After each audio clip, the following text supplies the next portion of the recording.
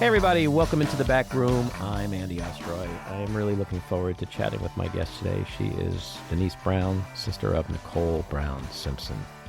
We're going to talk with Denise in just a second, but first, thank you for tuning in. We appreciate you listening, and we'd love to hear your comments. So email us at backroomandy@gmail.com and or post on our social media, and we'll read some feedback next time. And if you like the podcast, please rate and review and follow or subscribe, and you'll be notified every time we post a new episode.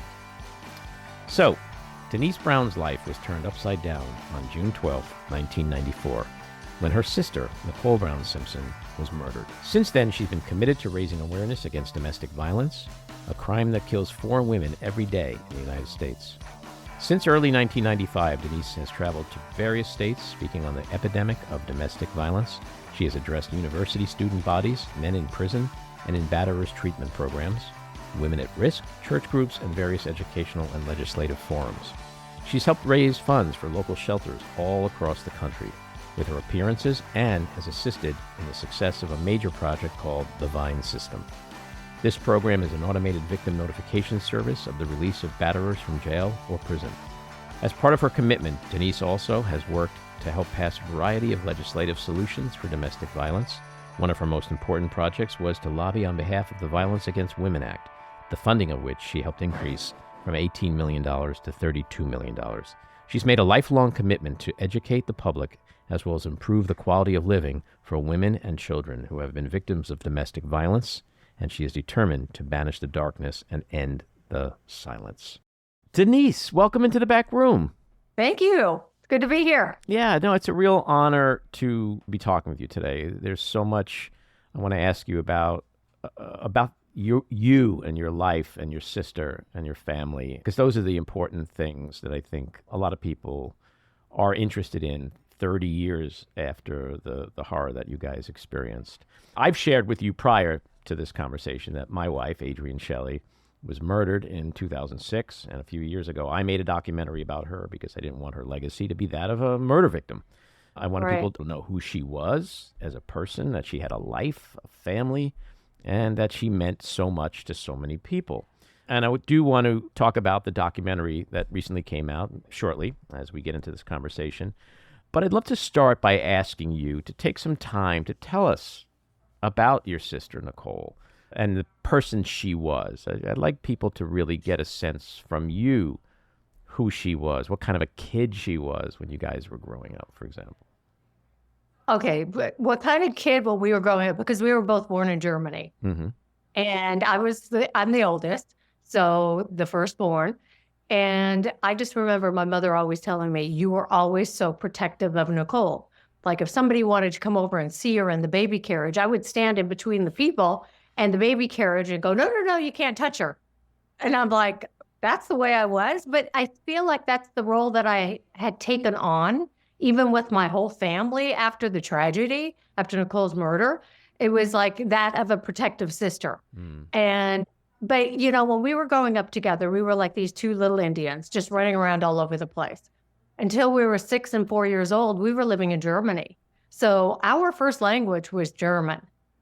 And so we always said, okay, well, this is kind of our little, secret language, our little code, because we would be able to talk to each other in German and nobody in America would understand what we were saying. So That's we awesome. would really have fun with that. Yeah, we had a lot of fun with that kind of stuff.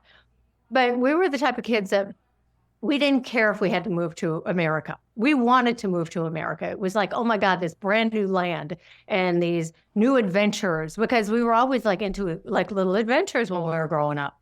But living in Germany, I mean, we were living with my grandparents. We had a big, huge house they had. And my dad ended up building onto the back end of the house. They had a garden. We would go out there and pick berries and we would eat them right away. They had, like chickens. And that was not the best part of the whole conversation. But, having the chickens, having the farm, having, like a garden, having just everything that was just so wonderful and peaceful and so nice. And, my grandfather, he was always taking care of the garden. He was always working in the garden. My grandmother was always pampering and doting over my mother and us kids. And so, I mean, it was a real family environment. We never did anything without them. And then when we moved to the States, It was like 6 months. My grandparents would be in Germany, and 6 months they would be in America with us. And, as they grew older, they would end up staying the whole time with us. But I mean, it was really great because every time my grandfather would come, there were always projects for him to do. And my father was the only man in the house, after Nicole and I. Then there was my sister Dominique, and then my sister Tanya, and my mother. And there was the dog King. So he was the only boy, the only male until my grandfather got there. So, I mean, we had a really fun bringing an upbringing. It was kind of like I always say, we kind of lived in a bubble because we didn't hear any violence. There was no violence in our home. There was always love. And we'd sit down for family dinners every night. And it would be like we would talk about our what did we do during the day? Our conversations of what'd you do in school? How is everything going? And they were always interested in what we were doing in our life so that we would have a good childhood and a good upbringing. And if there was never any kind of yelling or screaming or anything like that, my dad, after dinner, he would retire to his home office, which he had in the house. So he was always the worker, and my mom was our best friend, and she was always hanging around with us, and we were always doing stuff together. And, we really had a fun upbringing. And was she like a tomboy or rambunctious kid? Was she sort of shy, like funny? Nicole? Was she? Yes. Oh my God. No, she was not. She was not shy at all. Nicole was a very strong-willed, stubborn Taurus. She was a very strong-willed girl. And that's why, after the fact, and I found out all these things that were going on with her, I thought, well, why didn't she tell me? I mean, I asked all the why questions, but because she was such an outgoing person, and she was so loved by everybody, boys, girls, our whole neighborhood. We had like 10 kids, girlfriends that were running around the neighborhood, and everybody always ended up at our house. And, we'd be jumping into the swimming pool, and we had a tennis court. So we'd, be playing tennis or playing whatever we were playing, whatever we were into at the moment. And we had, we loved horses. We had horses, and, I mean, we didn't have to ask for much. I mean, we were kind of spoiled, but we weren't spoiled rotten. Mm-hmm. That's what I always tell people. Yes, we had a lot, and we had everything a parent could possibly want to give their child, but we were very appreciative of everything that we got, and we loved everything that we got. And, I mean, yes, we did. It was nice. And when she got into her teen years, like a lot of kids, when they, did she get wild, or was she popular with the boys, or was she a cheerleader, or was she, what did she do when she 13, 14, 15? What kind of kid was she then? Okay, well, my dad had a plan. And my dad's plan was, we are going to get the girls horses so that they can go to the stables, they can go horseback riding, they could do everything that they want to do at the stables with their horses and give them a little responsibility. So instead of being out partying and doing all that kind of crazy stuff at that age, we were going to the horses. And we first had one horse, the two of us, and his name was Diablo. And he was true to his name. I mean, a devil to no end. I mean, the horse was crazy, but she loved him so much. And at one point, he actually threw her off, and she ended up either the hoof of his hoof either cut her above the head, just missing her temple by just like millimeters, or it was a rock. And at that point, I thought, oh my God, I'm going to lose my sister. Mm.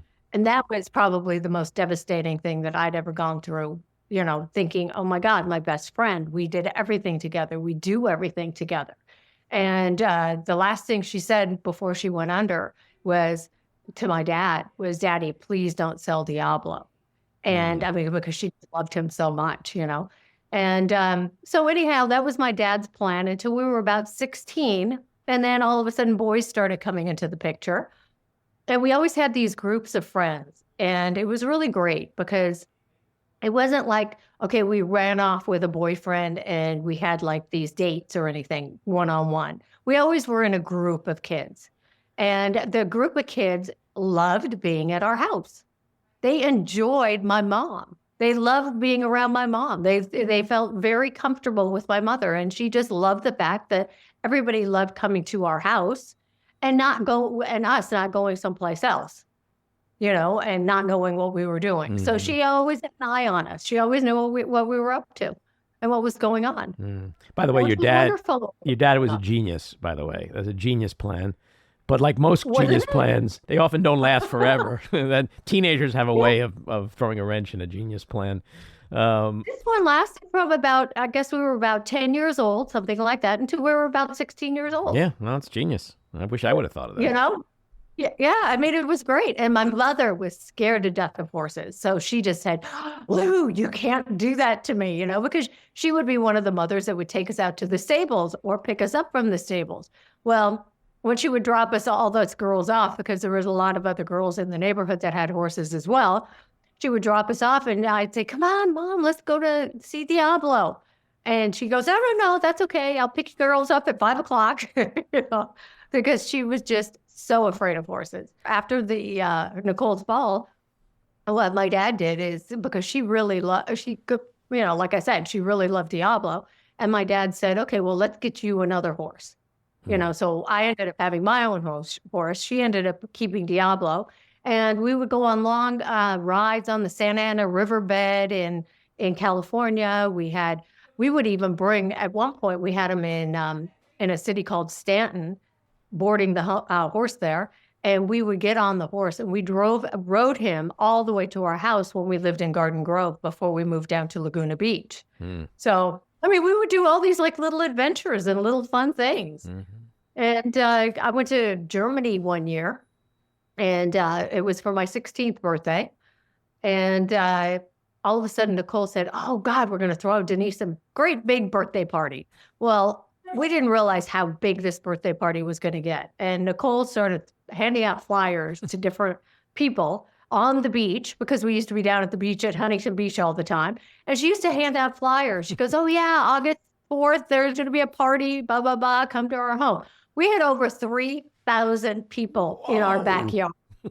It was insane. There were 2 bands. My birthday gift, I got a duck for my birthday at somebody, and I just thought, oh my God, this is so crazy. But Nicole knew how to throw a party. But that was like her first adventure into throwing parties, having events, doing things like that. And it was huge. It was enormous. And then all of a sudden, I was in the swimming pool. Everybody was having a good time. I just think I knew 25 people there. Well, it sounds like she was just bringing any kind of rando off the beach to come to the party. She did. So anybody. But my parents, they were having a party in the house with the neighbors. They were having a little get together inside the house. So they were home? Oh yeah. You had some cool parents. Well, but they were home and nobody could come into the house. Everybody had to stay in the backyard. Then what kind of backyard did you have? That sounds like a Dodger Stadium, for crying out loud. No, it wasn't that big, but it was big. It was a pretty big pool, pretty big backyard. But what happened is all of a sudden the Hells Angels walked in. That's never a good thing. Just ask Mick Jagger. This is Nicole's personality. They walk in and they line up at the swimming pool, and they're all standing there with their arms crossed. They're like, this stance. And my mom goes, okay, kids, I think the party's over. So anyhow, Nicole goes over and she says, oh God, sorry guys, but the party's over. It's got to end. And sure enough, they just turned around and walked out and go, okay, see you guys later. That's crazy. And there was no problem at all. Yeah. It was like, phew. We didn't know how dangerous they were. We were 16 years old. What did we know? We just knew that they were the Hells Angels, and we knew that they were a biker gang.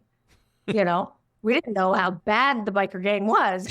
Well, evidently these guys were good, because they just turned around and walked away once Nicole said, the party's over, and they just walked away. But that was our little adventure into Nicole's first throwing a party.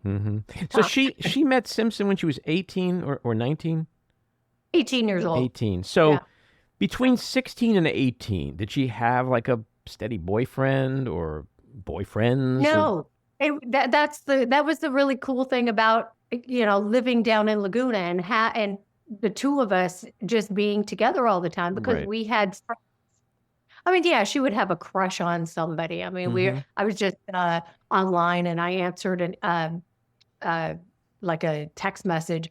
And it was really funny because they thought that I had the crush on the guy. And I said, "Are you kidding me?" I said, "Nicole did. She slept in his jacket when he forgot his jacket at the house." I mean, she had such a crush on this guy. Mm. And, but they were just like really cute little harmless crushes. I So mean, how as how far as did like steady boyfriend, no. what so what did you guys feel when this much older, well-known dude comes along and sort of sweeps your 18-year-old sister off her feet? It Well, must have this been just such a well-known, shock. yeah, but I didn't know who he was. We were a house full of girls. Right. We didn't know anything Not a lot of about football. football going on. Zero football going on. I mean, we knew nothing about football. Mm-hmm. So, I mean, it was really interesting. And I didn't meet him until 8 months into their relationship. No, she kept it So quiet, sort of. that part for Mm-hmm. me, she kept it quiet. And then I was living in New York, and my younger sister Dominique, she came to spend the summer with me, a few weeks in the summer. And Nicole called and she said, "Listen, I'm in New York. I'm upstate New York, and I have a boyfriend, and I'd love for you to meet him." And I said, "Yeah, okay." I said, "Great. He's a football player." I said, "Yeah, okay." "He's black." I said, "Yeah, okay." And she said, "Yeah, we're in Buffalo." And I said, "Okay, where do I go?" Or, because I didn't even know where Buffalo was. But anyhow, that was the first time I heard of him. It was like 8 months into their relationship. Mm. And then she had kids pretty quickly. Tell me about her as a mother. Oh my God, she was an amazing mom. And she would have been an amazing grandmother. And she was always doting over on her kids. Her kids were everything to her. They were her life.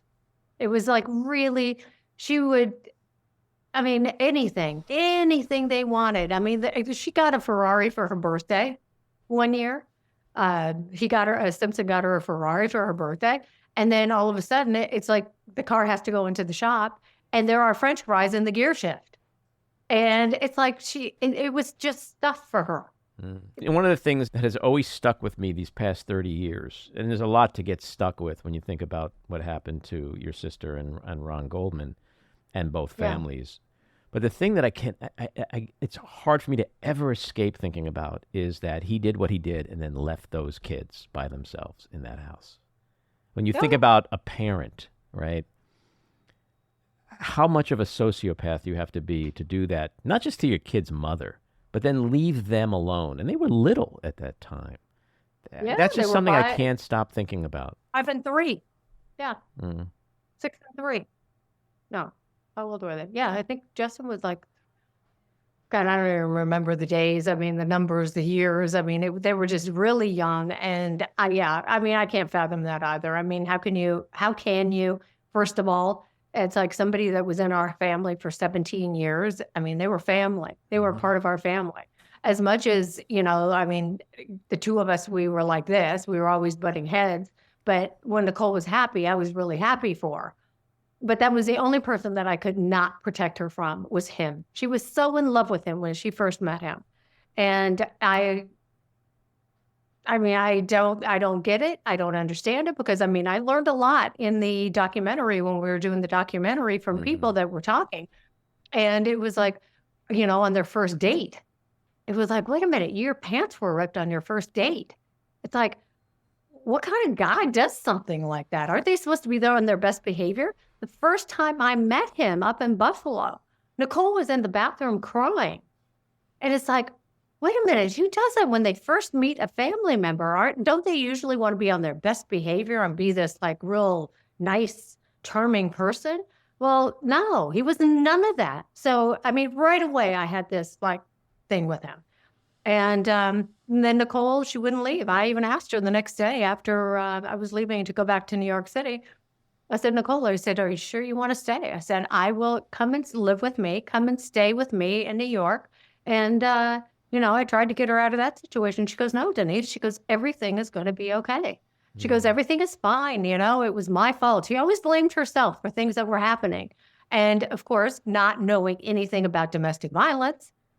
not being raised in that kind of household or in that family where we didn't even hear our parents yell at each other. You don't know. You don't know that there's a cycle of violence. You don't know that, yes, I think he's an asshole. The verbal abuse, the emotional abuse, the psychological abuse, the put downs, the chipping away at somebody's self-esteem, the physical violence. It's like, he's an asshole. But what I have learned after the fact, and this is what I need people to understand, it's like 30 years ago and growing up in a loving home, you don't know anything about domestic violence. Mm-hmm. You don't know, and it's like going to school. You go into a math class, you learn 1 + 1 = 2 when you're in first grade, kindergarten, first grade. And before that, you didn't know that. Until you realize and become educated on something, you don't know the severity of something like that. You just think that they're plain old assholes. Excuse my language, but that's exactly what I always thought. And, even seeing pictures of Nicole, I saw a picture of her, a Polaroid picture where she was young and she was like, I don't know how old she was. And all of a sudden she's got a black eye. I pulled it out of her drawer and I said, oh my God. I said, Nick, what is this? I said, she goes, isn't that great? She goes, the makeup artist at the movie studio painted a black eye on my face. And I said, oh my God. I said, it looks so real. I said, Jesus. And I threw it back in the drawer. The thing is, she also was just so young at that time. So she was still, like, how is a kid supposed to even understand what that all is, Yeah, you don't understand, and you want to be loved. And she always wanted the white picket fence, Nicole. Nicole, when she grew up, she wanted the 2.5 kids, the white picket fence, and she just wanted love. She loved love. She loved everything about love, about romance, I mean, she loved that kind of stuff. And, unfortunately, when she was in love, when everything was good, everything was great. They had fun. I mean, what happened behind closed doors? I don't know until I read her. Often nobody knows, Yeah. So, Exactly. here we are. It's 2024. It's been a really eventful year. Simpson died in April. June was the 30th anniversary of the murders. Right. And as we've been talking about, you've been part of a recently released Lifetime documentary series about Nicole. So how are you doing? How have you been processing this year and all that's happened in it? Well, doing the life and murder of Nicole Brown Simpson, that's the name of the show, that for me was really hard this time. Because, when you talk about, you do interviews 30 years ago, when we first did like a first Diane Sawyer interview, we were in shock. I was in shock. I was like, okay, just on anger and adrenaline and just, I just felt like I had to fight for everything. This time it was raw emotions. This time it was really hard because you had to dig deep and you had to remember and you had to bring that all back. And there was no shock value involved. So that was hard for me. And, I want some of the people that are listening to your show, I want them to realize that this show did not happen because of his murder. We did not even know that he was sick. Okay. This production started, I started talking to a woman by the name of Melissa Moore 10 years ago, wanting to do it at the 20th anniversary. And it wasn't the right time. At the 25th anniversary, and I said, no, it just doesn't feel right. And then finally she said, Denise, she goes, people just want to hear, they want to know what Nicole sounds like, who she was as a person, what she was all about. And I asked my sisters, I said, it's the 30th year. I said, do you guys want to do this? Are you up for it? And they were all like, yes, let's do it. And so that's how this whole thing came to be. It wasn't, it took a year in production to do all of this.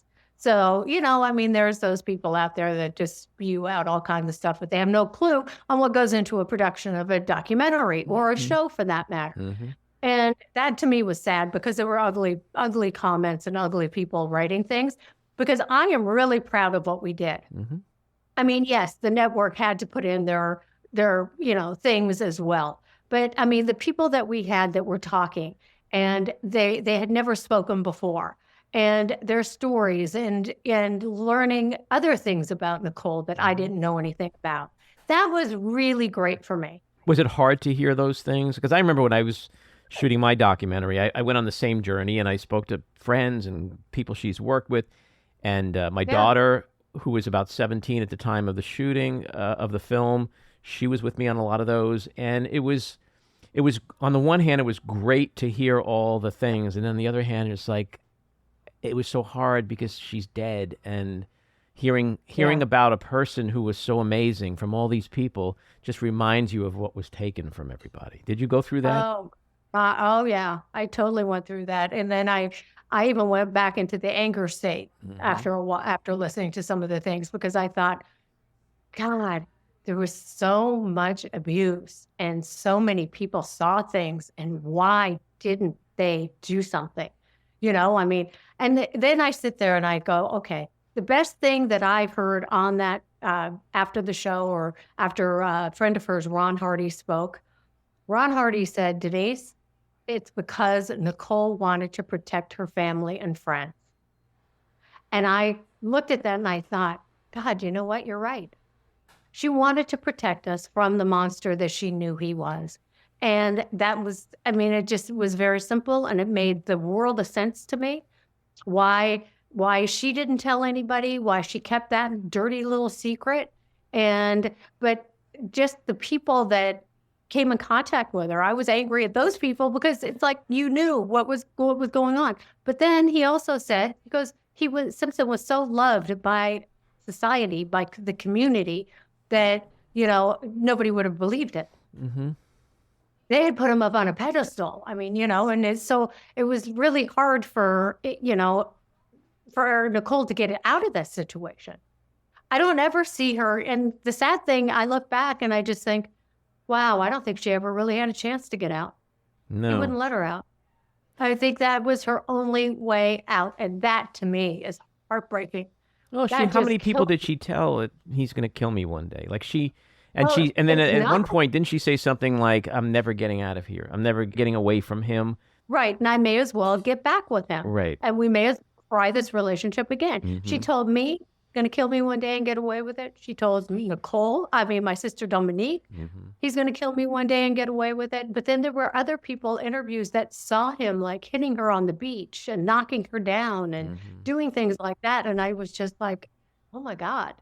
Even in public, he didn't care where it was, because he just really thought he was above the law and he could do anything he wanted. Well, he was. And he was very similar to what we see from Donald Trump, in my opinion, where everything is normalized. And then people having access to the power and the fame that someone gives them. And that's what happened, I think, with Simpson. It's just so many people around him chose to overlook so many things because of what having him in their life meant to them. And that's one of the major crimes to me, is that there are people, like you say, who did see and hear stuff and for whatever reason chose to just look at things selfishly, Yeah. Well, that was sad for me, and that was hard to see. And then there was some shocking things in the documentary for me, because I just thought, all of a sudden they're talking to these police officers and they're telling this story about going out to the house. And then all of a sudden it was like, I thought, oh God, that they went out to get Nicole. And then it was Marguerite Simpson. And it was like, whoa, she was denying it this whole time. So I was just I was blown away by that one. I just thought, oh my God. And then the sad stuff was how many 911 calls were made when the kids were taken away from my parents in Florida. 17 911 calls were made to that house. Sure. Well, there's that one call, that haunting call that she made when she said something like, you know who he is. It's O.J. Simpson. You've been here before. He's at it again. And it's just like the resignation in her voice. Like, she was so exhausted. She sounded so exhausted and yet so disappointed in that despite all of these occurrences, it just continued to happen and nobody seemed to care, especially the police. I mean, that's who you look for to protect you. Yeah. And, everybody sits there and you say, you got to call 911. You need to get the help. But I mean, when she did call 911, and evidently from that call, and then I heard the extended version of that call for the very first time. For the very first time, I hadn't heard it. And when you listen to it, And it's like, wait a minute, you know who he is? It's like, how many times has she already called 911? How many times did she reach out to these people if they already know who he is? It's like, oh my God. Yeah, well, For that me, one it was time just they came so and sad. they let him drive away. Like he just got in Yeah. his car and drove Oh, away, and there was not like a chase. There was no APB, all points bulletin like O.J. Simpson flees house after hitting his wife. Like that's what it was nothing. like. And then you mentioned pool parties growing up. Like the cops were all hanging out at his house, and they Yeah. that's the sad reality of is that even the cops were like, he's powerful, he's famous, and I'm digging that, and I'm digging hanging out with him. And they like being in his company. And, Yeah, the sad thing is that, yeah, everybody, he was always the life of the party. He always wanted to be the center of attention. And Nicole was not. So that's why we wanted people to get to know Nicole and the lovely person that she was. And the funny, I mean, she was funny. She was just a great, fun loving person who loved to dance, mind you. Okay. Why is dancing all of a sudden like this horrible thing? It's like she loved dancing. I love dancing. We used to go dancing all the time. And now all of a sudden she's a whore because she loves to go dancing. hmm I mean, come on. I mean, it was really awful. It was so awful, Andy. The things that they said about her. And it was just really bad. And that's why I thought, you know what? People really need to get to know this girl. They need to get to know my sister, who she really was, the woman that she was, the mother that she was, the loving, caring person that she was, Sure. even to the monster that she was married to. I mean, she was still loving. Even you see how much she loved him in the videos that she took of him, and I sit there and I just go, God. And then there's people that are just so ugly out there. And it's like, it's like they blame it on you. It's like, wait, I didn't kill my sister. Right. Yeah. My Yeah. mother didn't Well. kill my sister. My father didn't kill my sister. Nobody did except one person, him, Simpson, hmm killed my sister. And, he did. He got away with it for a long time and So lived a life. those of us who've experienced tragedy know that you can't really move on. You move forward, right? And you try to experience some semblance of normalcy and a return to happiness again. What has that journey been like for you these 30 years? There is not a day that goes by that I don't think of Nicole. I mean, we were less than 2 years apart in age. We did everything together in our whole lifetime until I was 18 and I moved to New York and she was moving to Los Angeles. But it's not like we didn't talk to each other. It's not like we didn't know each other and what things were going on. But it was the dirty little secrets or the little secrets that she kept from me. And that was hard to grasp after we found out. And but my journey's been okay. I mean, it was a lot of running for a long time. Right after the murder, I mean, I used to run like an hour and a half in the morning, hour and a half at night, just run, run, run, run, run. Um, and I was angry for years and years and years. I mean, at one point, my mother even brought a priest over or a pastor over to the house. And she said, Denise, I'm really worried about you. And I said, what do you mean? And she says, I'm just worried about you. And then the pastor started talking and our whole family was there. And he says, Denise, he goes, this isn't God's doing. He goes, this is the evil of man. Mm. And when he said that, I was like, oh, everything was okay. I mean, I was still angry at that man, but I wasn't angry at God anymore because I was really angry with God for taking my sister. So you struggled with the And idea of like, if there's a God, how could this kind of thing happen? exactly. hmm And so I was just totally angry with everything, with everybody. And then I started speaking out and I took Nicole's notes and diaries, and my mom and we took them to a shelter. And that's when we learned about domestic violence hmm because none of us knew anything about it. It was like, a learning process. And then, I started speaking out about it in 1995. And, and I've been doing that ever since. But my journey's been, you don't cry as often, hmm but you never forget. hmm I cannot personally forgive. hmm I will never forgive, even though he's gone. hmm It just is one of those things. He just does not exist in my thinking until we talk about it. I do something like this. But Nicole, I think about every day. I have pictures of Nicole. I have pictures of the two of us. I mean, I just I do not ever want the kids to forget her. We talk about all kinds of crazy things that we used to do as children. I tell them stories, and it's something that is going to continue for the rest of my Sure. life. Well, that's how you keep someone alive, is you keep Yeah, talking about them. And, I do that with yeah, my daughter. I've done that since she's 3 when her mom was killed. What are your thoughts yeah. on closure? Is that just a crazy concept to you? Closure, there's never a closure. Hmm.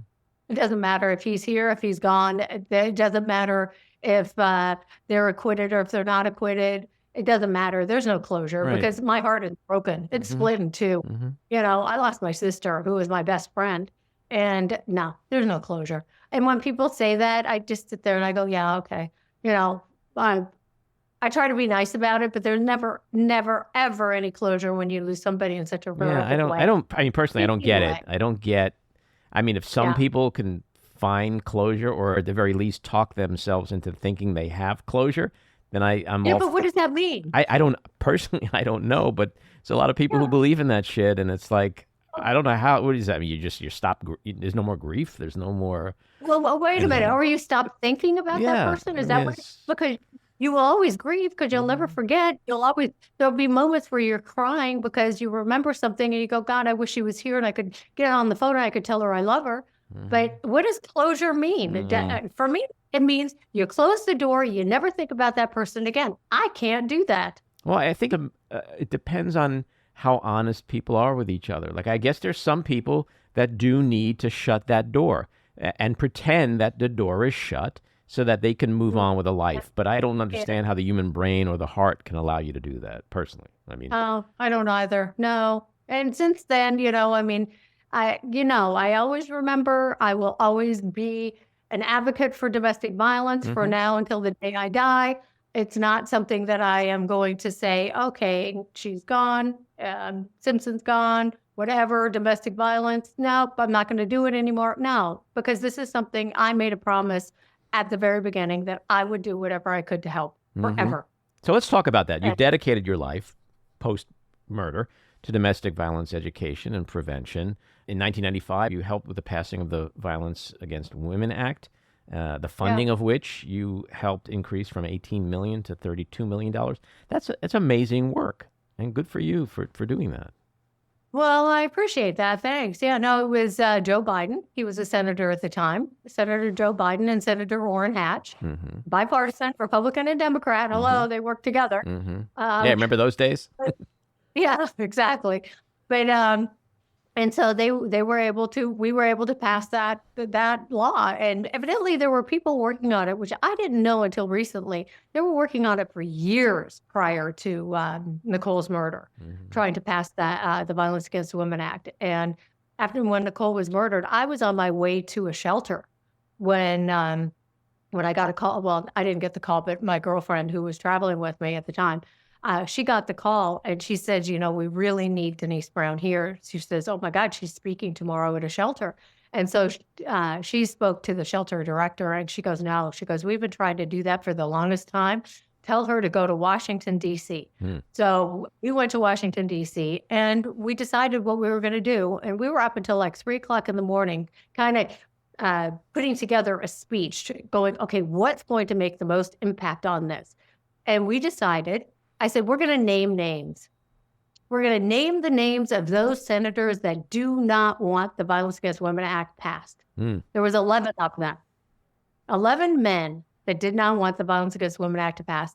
And once we started naming the names, what, you would like this to happen to your daughter? You want this to happen to your wife, to your, when I think when I said daughter, I think that probably hit home to a lot of them because it Sure. was like, if you have daughters, do you really want them to have the shit kicked out of them and beaten up or murdered because of domestic violence because you didn't want to pass this bill? So I think that kind of hit home.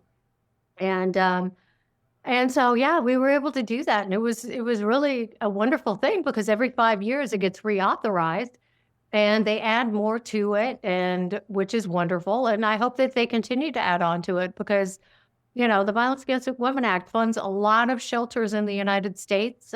They get the grants from from the Violence Against Women Act, which funds a lot of the housing for these women and children that have to go there and that are running for their lives. So I'm keeping my fingers crossed that this will never go away like Roe versus Wade went away. And I'm just, God, praying to God that this does not go away, because if it does, I mean, what's going to happen? Well, it's such People are a going to the original bill and the branding is so brilliant, but yet you still see people who like, how do you vote against something called the Violence Against Women against Act? women. Like, Yeah. what's your issue with that? But yet you see it all the time. These people that just Yeah. don't support stuff like this. It's crazy. Well, the 24-hour domestic violence hotline, the national hotline, was formed after the Violence Against Women Act the following year. Mm-hmm. Well, I spoke to them, and they said, Denise, we've had over 7 million calls to date. And, okay, over 7 million calls, but there were so many of them that were unanswered because we just don't have the resources to answer every call. I mean, how sad is that? You know, and so what happens to these women and children? They're running for their lives. They need to get this help. Mm-hmm. And all of a sudden, it's like they can't even get the phone answered. And I mean, I don't know what's happening. I mean, I just sit there and I go, oh my God, 30 years of work. And all of a sudden, I feel like we're back at 30 years ago. Yeah, well. I'm like, oh my God. No, I know a lot has changed. That's the problem with a lot of stuff is like we're going back in time. Tell me about the Vine system. The Vine system I thought was wonderful. Oh my God. I was up in Albany, New York when they talked about that. They did a press conference about the Vine system, victim information notification every day. And what that is, when a perpetrator goes into prison or into jail, what the victim can do is they can register their name and the victim and the perpetrator's number. And what they do is they get a telephone call if they move them from prison to prison, or if he's going to be released. They will notify the victim, because how this bill happened is there was a girl, I want to say she was in New York, and all of a sudden her perpetrator was released from prison. She was coming home from work, and it was on her 21st birthday, I believe. He was in her closet in her bedroom, and he killed her. And hence, this is why the Vine system happened. And that's how the whole process happened. And I think it's wonderful. I think that that's such a valuable information for victims of domestic violence, for anybody. I mean, you've got somebody that's going to be released from prison who's killed people. People need to know. You know, it's so interesting when something happens to a family or to an individual like yourself who has somebody murdered, or there's some tragic situation that occurs. A lot of people just kind of go inward and try to find that closure and move on. And then there's other people like you who try to take that pile of shit and spin some gold out of it somehow and make life better and safer for others. What do you think it was that really drove you outside of the obvious? I mean, it's obvious your sister was killed and you were mad and you were angry, but not everybody does what you do. Yeah, it's kind of funny that you say that, because I mean, everything kind of happened when, okay, we had a gag order. Denise didn't listen to the gag order. Denise went upstairs in the courthouse to the 16th floor and I said, listen, I got to say something. I don't know what obsessed me, because gag order. I said, oh my God, I'm going to end up in jail. And she goes, what do you want to say? And I said, if OJ's so innocent, why is he trying to suppress all the evidence? That just turned everything into chaos, into craziness. And all of a sudden, Denise became an advocate. But that was the sentence that I said, and everything kind of changed in my life. I used to ditch school if I had to give an oral book report. So can I tell you, Andy, how terrified I was? My first speech was in front of 800 people in Columbus, Ohio, and I thought I was going to die. I literally got up there on the podium. I was scared to death. And then a little voice said to me, Denise, this is not about you. This is about helping other people. And all of a sudden I was okay. I felt like, you know what? You're right. This isn't about me. This is not a grade for me. I am not in school. I'm trying to help people. And from then on, I mean, it just kind of happened. It just kind of fell in my lap. I mean, it's not something that I planned on doing. It's just that I can't keep my mouth shut. Mm-hmm. Was your family behind you in this? Because often when a tragedy occurs, even a close family can sometimes be torn apart because of what happens. It just sort of shatters, just like a wedge that drives through. Did you guys remain very tight and close and supportive of each other, especially someone like you who was very public and vocal? You know what? We had our moments. We definitely had our moments. But it was something that I felt like I had to do for Nicole. And it was, as I just could not do it. I don't know. There's just something, I guess, in my DNA that says, you know what? You need to do this. You need to stand up for your sister. And that's exactly what I did. And then I started learning everything I could about domestic violence. Like I said, going to the shelter in Laguna, and my mom and I, and they started educating me. And then it was traveling around. And every time I went to go speak someplace, I would insist on going to the shelter. I said, I want to see the shelter. I want to see how these people live, because I heard horror stories of dormitory style, women and children thrown into a room. I thought, no, this can't be. So anyway, I wanted to see every shelter that I possibly could in the United States. And I've been to a lot. And can I tell you, there was only one place that I saw dormitory style living, and that was at a church, and it was still nice. But everybody's got their own room. Your family is with you. You have a bathroom, or you share a bathroom with other people. You meet up in a kitchen area. Everybody has their little tasks. They cook, they clean. Everybody is there, and they're very supportive of each other. And it was completely different than what I had heard and what I expected. But I wanted to go there because that was my education, hearing from these women. Hearing from the women and seeing the little boys pounding and beating up pillows and being so angry and having these angry looks. And then the little girls just cowering in the corner and just, like hugging their little stuffed animals and stuff. And that was like, God, it just breaks your heart seeing those little kids in there and how the domestic violence affected them. And, what really kills me is like a lot of people or congressmen, the ones that are making these laws and stuff, oh, it doesn't affect the children. Yes, it does affect the children. Even if they hear it through walls, they hear screaming, they may not have to see anything, but if they hear something, they have no idea what's going on behind closed doors. Their little brains run amok, and it could be like the worst nightmare in the world for their little brain, for their little minds to go, to go crazy. And I just sit there and I go, yeah, it affects kids. In those early years especially, and even over the last 30 years, were there moments when you would just sort of stop running around and going to shelters and going to Congress and all that, which can also be very energizing and therapeutic, but were there moments that you just were like, this thing might break me? Did you ever get to that point where it got that low? No, it never did. And it was interesting. It's interesting that you say that, because after 4 years of constantly going, 3.5, something like that, of constantly going and going and going and going, my mom finally said to my good friend who was traveling with me, and she said, it's time to stop. And Shakti, she goes, what do you mean, Judy? And she goes, you guys look like shit.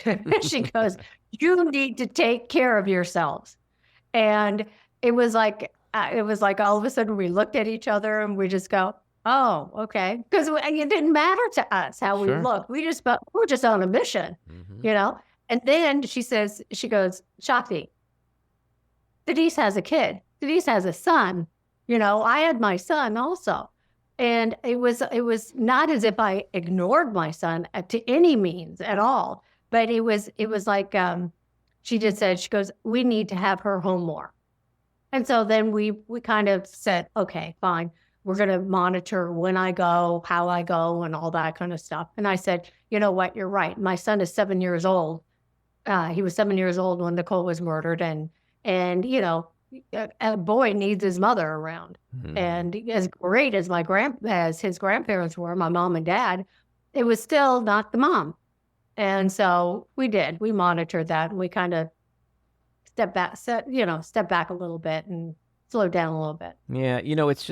It's hard for people sometimes to comprehend, it's one of the reasons I love talking to people who have been through stuff, because there's a shorthand. We understand each other. We don't ask the same questions that other people would ask. There's no platitudes, unless you've had someone really close to you who you've loved be murdered, how do you even comprehend what those feelings are afterwards and what motivates you and what moves you and drives you?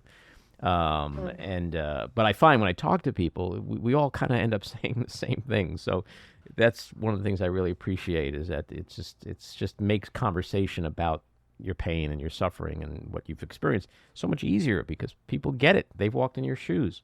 And the ones that don't, I just never wish anything like this upon them because then they're lucky. It's like this is the club that they do not want to be a part of. Sure. I mean, this was my sister. It was my mother's daughter.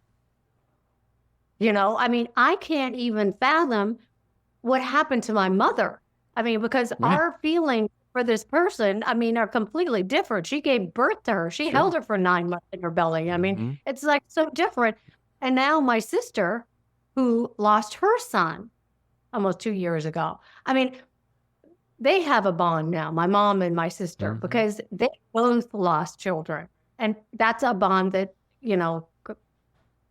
something that I have not been a part of yet. And I can't even imagine what they go through. Sure. No, I think about that all the time with Adrian's mom, Elaine. It's just so tragic. They were so close. And then that relationship was over. When I made my documentary about Adrian, I went to the prison and I filmed an interview with her killer. And I achieved what I wanted to, which was to humanize her to him and then also find out what really happened that day. Over the years, was there any desire to meet Simpson, to sit down, have a similar kind of conversation? What the hell happened that day?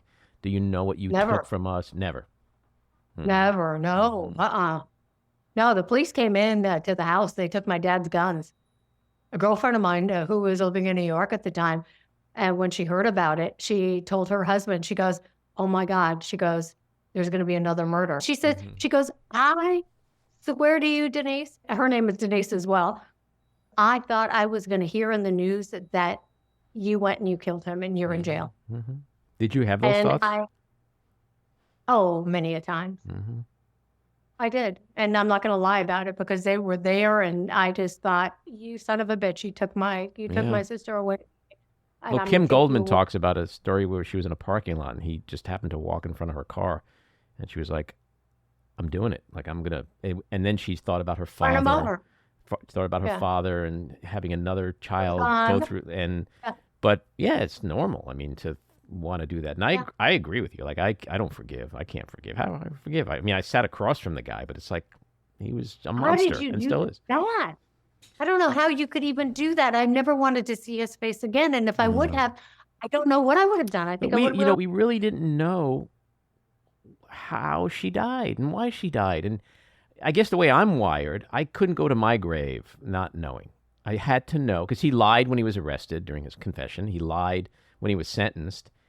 And it was like, I can't just walk this earth knowing that this amazing person was taken away from us all and not understand why. So that was one of the things. But I also wanted to just humanize her. I literally showed him pictures of Adrian with my daughter, Adrian with her mother, that she was a wife, a mother, a daughter, a sister, an actor. She had a life. She had a career. Because I was hoping that when he puts his head down on his pillow at night, instead of seeing a woman screaming, police, police, he saw a life. And maybe it would make him feel like shit, for what he did. Yeah. So that was, Did you get the answer you wanted? I did get the answer as to what he did. So I got that. Yeah. And then he seemed to be taken by the pictures. I don't know what it meant to him, but there was definitely a reaction to them. Maybe it got him angry, or maybe he had a morsel of, anger about himself. And, the warden said to me afterwards, he probably felt sorry that he's in prison. That's what he felt sorry about, It was a worthwhile journey for me. It wasn't cathartic. People said it. Was it cathartic? I'm not cathartic. I'm sitting across from the guy who killed my wife and my daughter's mother. But I was on a fact-finding mission and another mission. And I felt I achieved those two missions. So for me, it was worth it. But I totally get why others wouldn't want to do it. Yeah, no, I wanted to humanize Nicole. I wanted people to hear her voice. I wanted people to not just hear the scary, the 911 calls and things like that, but the loving mother that she was with Sydney. Just hearing her voice, seeing her and just like as an everyday person. I just really wanted that to come through, and I think we accomplished that. And I mean, I'm not done with that yet. I'm writing a book, Oh, good for and you. so that's going to and it's just going to be a continuation and more stories of Nicole and I and of our family, and I mean, like our secrets and sisterhood. And so I mean, it'll be more stories, and people will get to know her even more with that. Well, that's what you should be doing, because that's what she deserves. She deserves not to be remembered as a murder victim, and that was the big motivation for me in making my film. How bittersweet was it for you when he was sent to prison over that whole Las Vegas thing? Oh, you know what? I didn't even follow it. I didn't. It's funny because I just thought, okay, well, if he goes to prison for something like this, and I think it just made me go back to the day of the criminal trial where everything was just, first it was in the wrong place. Then it was I mean, I loved the fact that there was cameras in the courtroom because they realized that he was not the nice person that he supposedly was. He couldn't manipulate a lot of people. So people, I think, saw like a lot of that. But the fact that everything was just such a horrible media circus and all of that I didn't pay attention to what was going on there. Him going to jail, so we went to jail. So he should have been there a long time ago, as far as I thought. But yeah, I mean, I remember my feelings. I was like, I don't care how he goes to prison or for what. He needs to be sitting in a jail cell. Yeah. And it's just kind of ironic that, he literally got away with murder, but ended up going to prison for whatever, 10 years for stealing back his own shit. It's just kind of crazy. Yeah. It's nuts. But it went in and out just that fast. Yeah, it is so true. Yay, okay, bye, gone. See ya. In your opinion, what was the biggest mistake the prosecution made? Like, if you had to point to one thing. Oh, God. There were so many fuck up. Excuse me. But I think probably if I had to say it and start all over again, I would not have had it in downtown Los Angeles. I would have had it where it was supposed to be in Santa Monica. Right. No, you're so right. There's so many fuck ups. So many. We talked a little bit before about religion, where you were back in the day. I'm not sure what your religious views are today, or if you believe in like the afterlife, but where do you hope Simpson is, and what do you wish for him wherever he is? Well, I just hope that when I go, I am with my family up in heaven and celebrating, and I hope I don't see him. Put it that way. I think it's a pretty safe bet. If there is a heaven and a hell, he's down, not up. Not up. Yeah, I betcha. Do you have hate in your heart for him, or is he just kind of in the rearview mirror for you? He's non-existent. He doesn't exist. Hate? No, because hate would eat me up. It would still eat me up if I had hate. But he just doesn't exist. The only time he exists, Sandy, is when we talk about him. Right. And I never, ever talk about him unless I'm doing an interview or something like that, because people always ask the question. Yeah. And he was a huge part of Nicole's life. I mean, half of her life. She was murdered at 35. 17 years of that, he was in our life. And she was only, 18 years old when she met him. So, okay, a year shy or 6 months shy of her whole life. Yeah. Half of her life was in her life. It's inevitable to talk about him. Well, you have to. It's I struggled with that when I made my film. I felt it would be dishonest. It's hard to talk about someone's life unless you talk about their death, and if you can, and if you talk about their death, you have to talk about how they died, and so it ends up being a matter of how much play does each part of that get. And today we live in a world of true crime. It's like the biggest genre of entertainment, and so when I met with HBO and pitched them on it, I said, I'm not making a crime film. This is going to be about the life of a woman, who she was, and I want people to mourn her loss. But I can't talk about her life unless I mention her death, so that will be a part of it, but I'm going to treat it the way I want to treat it. And they were fully supportive, and if you watch the film, you see that it doesn't dwell on that. It doesn't exploit that. It's just a part of her life. It's like a life and death. Right. You have to go through it all. Yeah, and that was the hard part for me. In talking about like the good times and things like that, Because after the fact, you just go, why would I even want to bring up anything that was good? But her life was good. Sure. She was happy when she was happy. She had two beautiful kids. Sure. And, and the sad part for me is that she wasn't here to see them grow up, to see them have children, to see them graduate from school, from college, from, all their accomplishments and all the things that they did. And she's not here. And that was taken away from her. Yeah. And that just, Well, but being a part of that documentary, you've created something that they will be able to always watch and see who she was at every part of her short life and see how her family speaks about her and her friends speak about her. And they can just press play at any point in their life, and they'll watch it and look at it differently when they're young, when they're 30, when they're 60. But it'll always be there. It's a documentation that was made of the life of a woman, not the life of a murder victim, and that's really important. It is. That you did that. What would you say to other people who may someday find themselves facing such horrific, tragic death? What would you suggest they do from the get-go?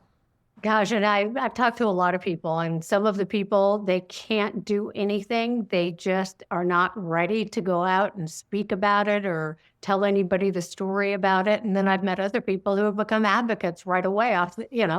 I think it depends on each individual person, what your personality's like, who you are, and how you feel about doing something like that. I think that's just so individual. I don't know. What would I tell them? You have to go out and speak? No.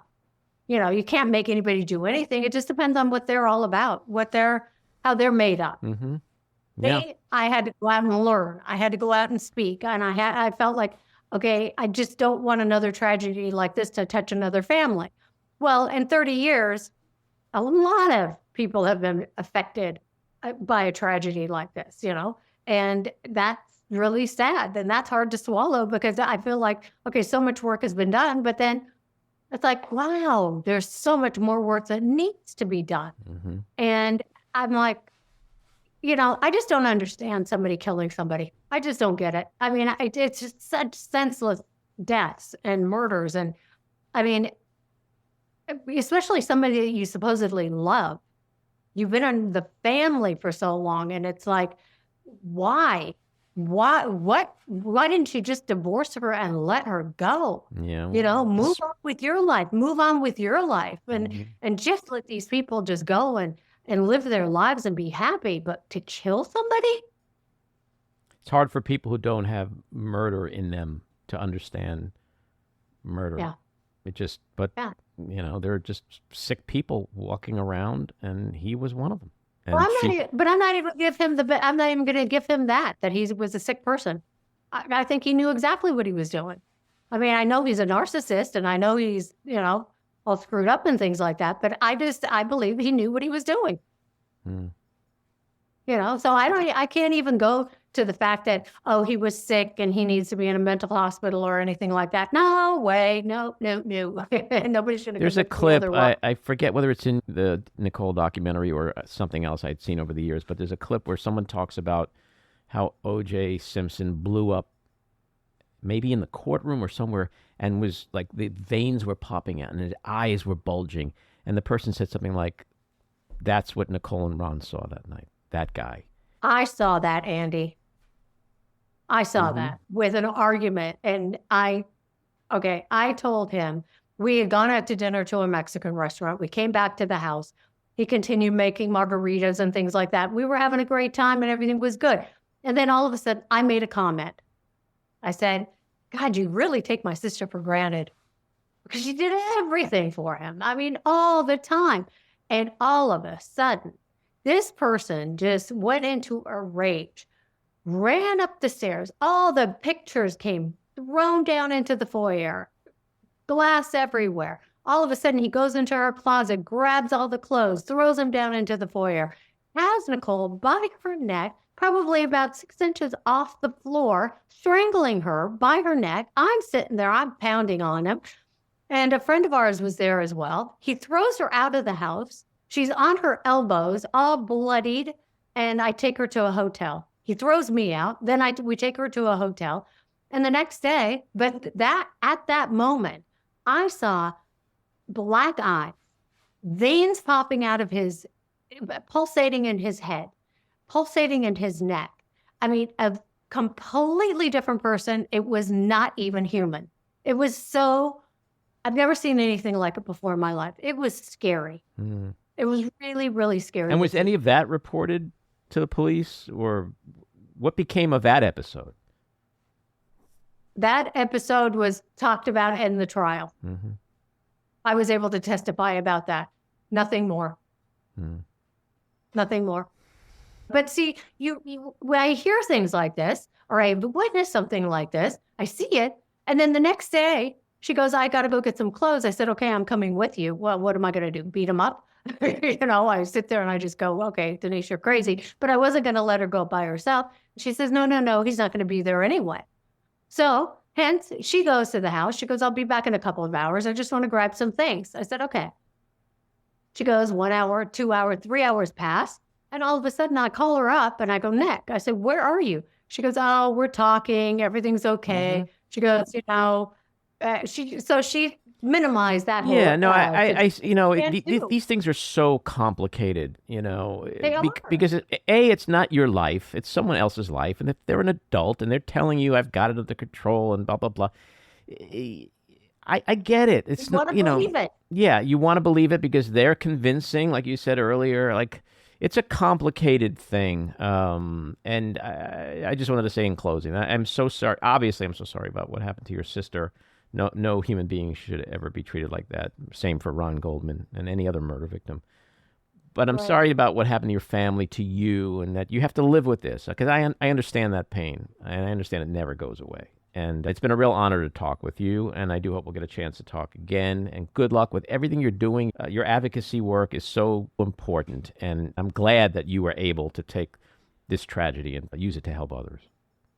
Well, thank you, and I'm sorry for your loss, and I'm glad that you were doing, what you're doing to, for your daughter and for your wife's legacy. Mm-hmm. Well, thanks for coming on. Take care. Thanks. Take care.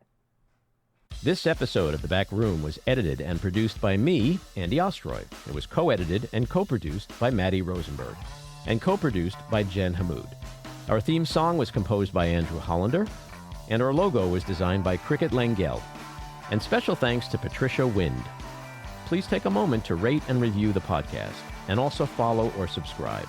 Until next time, keep your eyes on Washington, Hollywood, and your own backyards, and have a great week.